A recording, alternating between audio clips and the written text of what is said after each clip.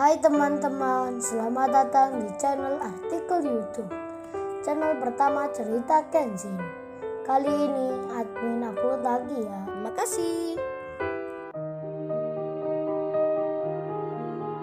Kisah pemuda kaya, anak bos besar, pemilik 73 perusahaan, yang menjadi cleaning service. Episode 452. Kenshin yang naik pohon mangga. Akhirnya tersampaikan juga ke istrinya Kaori. Kaori yang melihatnya lewat video call itu langsung terkaget jadinya. Sangat terkejut dirinya. Tiba-tiba saja nampak mangga yang lebat buahnya. Kenshin berada di pohonnya. Kaori pun sangat senang melihat Kenshin yang mendapatkan apa yang ia inginkan. Lala dan teman-temannya melihat itu juga. Mereka pun bersorak-sorai mengucapkan selamat ke Kaori. Hingga handphonenya Kaori diletakkan di meja, ditonton bersama-sama. Karena terlalu senangnya, Kaori pun sampai terharu akan Kenshin suaminya yang berhasil menemukan apa yang diharapkan. Hingga Kaori lupa tak bertanya pada orang yang membawa handphonenya Kenshin. Siapakah namanya? Kaori yang senang tak memikirkan hal itu dan masih melihat Kenshin yang memetik mangga. Kenshin pun demikian, berada di atas pohon. Tangannya menggayut buah, memetiknya satu persatu. Kenshin sangat suka melakukan, hingga satu kakinya naik ke atas lagi, menginjak dahan sebelah kiri. Iwan pun masih fokus merekamnya, memegang handphonenya Kenshin. Dengan tenang sekali, Iwan tak bersuara, meski mendengar Kaori dan teman-temannya lagi saling bicara, dan sedang menyaksikan apa yang ia rekam. Demikian dengan para pengusaha di situ. Tamu-tamu kehormatan di pesta itu.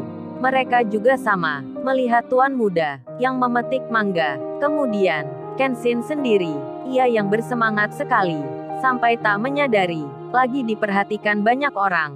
Termasuk Paris dan Magdalia, yang punya acara, melihat dari kejauhan. Kemudian di tengah itu, Kenshin melangkahkan kakinya, naik lagi ke lebih tinggi.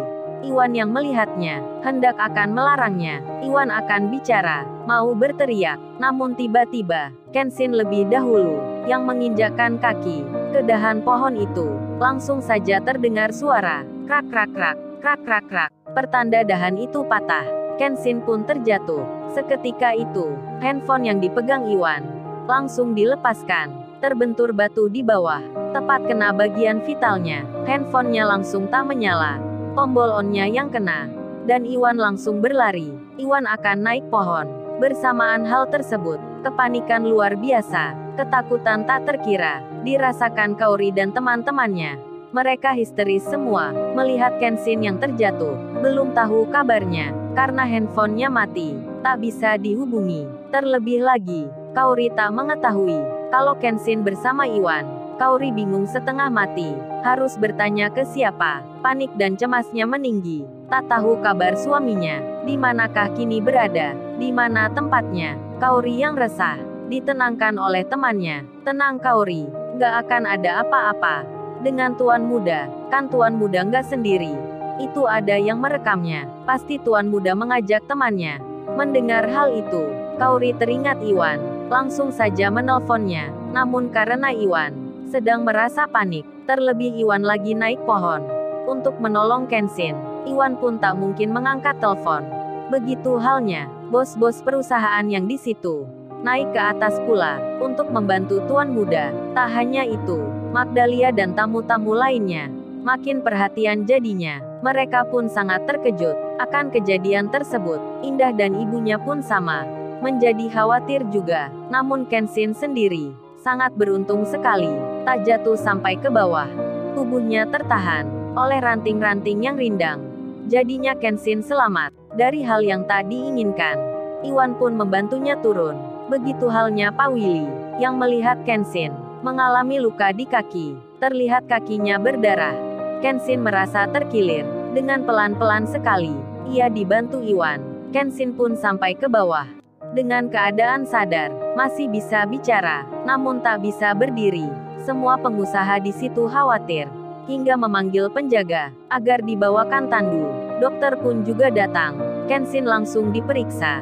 Sedang Magdalia sendiri, dirinya makin mendekat. Begitu pula dengan saudaranya, yang ingin tahu juga. Paris pun mendatangi pula. Kemudian dokter bicara, agar Kenshin beristirahat. Jangan banyak bergerak, karena ini belum terlambat. Tak perlu ke rumah sakit.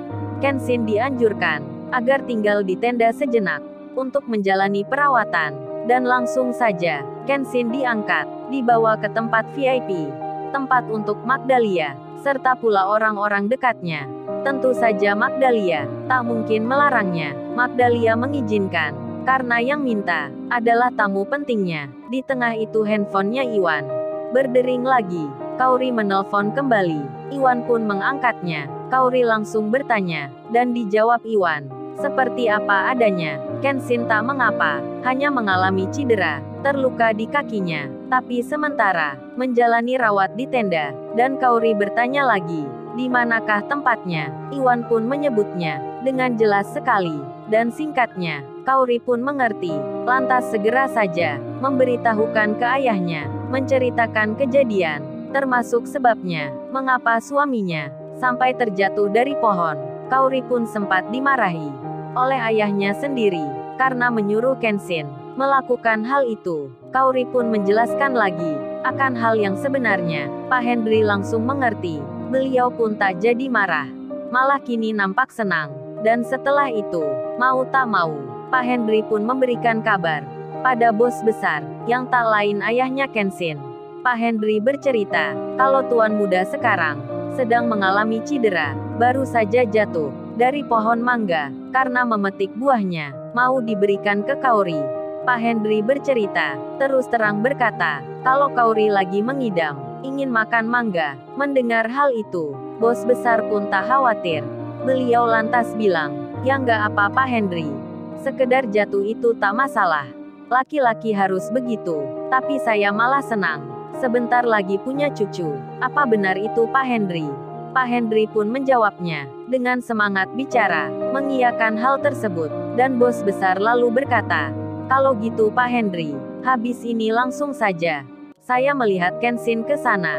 Hitung-hitung melihat mangga, yang belum musimnya. Seperti apa rasanya? Bos besar memutuskan, akan melihat anaknya. Waduh, gawat-gawat ini. Bisa-bisa nanti, kehadiran ayahnya Kenshin di situ, akan membuat banyak orang terkejut. Suasananya bisa ramai sekali. Pak Hendry yang mendapat kabar itu. Pak Hendry pun tentu saja akan ikut juga, menjenguk tuan muda. Tak berselang lama, perihal Kenshin yang cedera, akibat jatuh dari pohon mangga, diketahui beberapa pimpinan, termasuk Pak Andi yang dalam perjalanan, yang hendak kembali ke perusahaan. Pak Andi yang mengetahui itu, langsung memutar arahnya, hendak ke alamat desanya. Bang Hotman pun demikian, yang sudah tahu kabarnya. Bang Hotman juga berencana, akan ke tempat kejadian, ke lokasinya tuan muda. Sedang Kenshin sendiri, ia tentu tak mengetahui kalau ayahnya akan ke sini. Termasuk Kaori istrinya, yang dalam perjalanan, akan melihatnya. Kemudian, di tengah Kenshin yang berbaring, Iwan yang berada di sampingnya. Kenshin pun membaca tulisan, banyak ucapan-ucapan selamat. Selamat ulang tahun untuk Magdalia, yang hari ini merayakan. Kenshin menjadi sadar, ini di panggung utama, di tenda buatan, milik yang punya acara. Kenshin pun bertanya pada Iwan. Iwan pun menjawabnya, sudah bro nggak masalah, ini keadaan darurat, lu nggak boleh banyak gerak. Lagian Pak Willy tadi yang minta, serta teman-temannya juga, jadi wanita itu tak mengapa. Kenshin mengerti. Tak berselang lama, Magdalia dan Paris datang, diantar oleh tamu pentingnya. Para pengusaha kaya itu hendak memperkenalkan Kenshin. Saat Magdalia hadir, Kenshin pun bicara, maaf sebelumnya mbak saya mengganggu dengan meminjam tempatnya ini. Magdalia pun menjawabnya, dengan sedikit berkata, hal itu tak mengapa. Sepertinya Magdalia ini masih belum tahu benar akan siapa Kenshin. Meski dilihatnya sendiri, tamu-tamu pentingnya menghormati, namun hatinya seperti menolaknya. Kalau pemuda di depannya adalah orang kaya, terlebih di tempatnya ini ada cleaning service pula yang ikut masuk menemani. Magdalia dan Paris masih sangsi, belum benar-benar percaya. Di tengah itu Kenshin malah bilang, oh ya selamat ulang tahun ya mbak. Semoga panjang umur. Saya turut senang, turut pula mendoakan. Semoga mbaknya bahagia dan sehat selalu. Ucapan Kenshin begitu jelas terdengar. Namun Magdalia malah tak menjawabnya. Hanya melihatnya saja, kemudian hendak keluar, karena dipanggil cowoknya. Dan Magdalia bilang, pada tamu-tamu pentingnya, Bapak yang terhormat dan semuanya. Saya tinggal dulu ya, menemui tamu-tamu. Dan untuk keperluan apapun, minta saja pada penjaga. Magdalia berpamitan ke Pak Willy dan rekan-rekannya. Tapi tak menjawab ucapan Kenshin. Malah langsung meninggalkan. Terkesan mengabaikan. Lalu, bagaimana kisah selanjutnya? Subscribe channel ini untuk episode berikutnya. Terima kasih. Jangan lupa ya guys, untuk kelanjutan ceritanya ada di artikel YouTube. Jangan lupa subscribe ya guys, dan tekan notifikasinya